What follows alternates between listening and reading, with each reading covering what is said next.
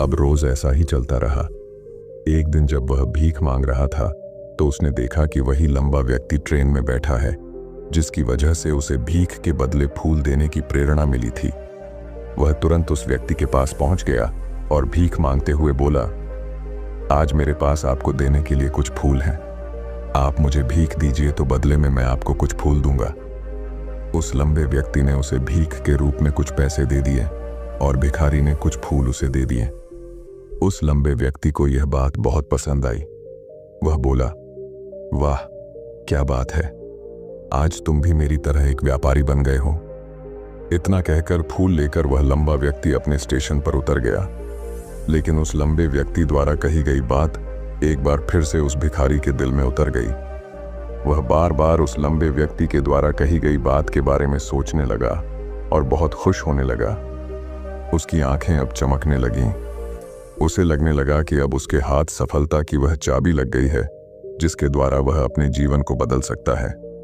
वह तुरंत ट्रेन से नीचे उतरा और उत्साहित होकर बहुत तेज आवाज में ऊपर आसमान की तरफ देखकर बोला, मैं भिखारी नहीं हूं, मैं तो एक व्यापारी हूं।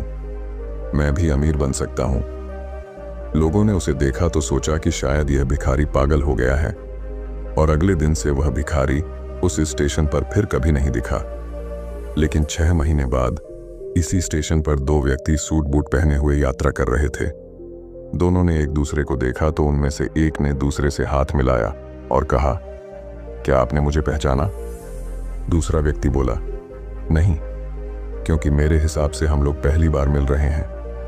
पहला व्यक्ति बोला, नहीं, आप याद कीजिए, हम पहली बार नहीं बल्कि तीसरी बार मिल रहे हैं। दूसरा व्यक्ति बोला, मुझे याद नहीं, वैसे हम पहले 2 बार कब मिले थे? अब पहला व्यक्ति मुस्कुराया और बोला, हम पहले भी 2 बार इसी ट्रेन में मिले थे। मैं वही भिखारी हूं जिसको आपने पहली मुलाकात में बताया कि मुझे जीवन में क्या करना चाहिए और दूसरी मुलाकात में बताया कि मैं वास्तव में कौन हूं।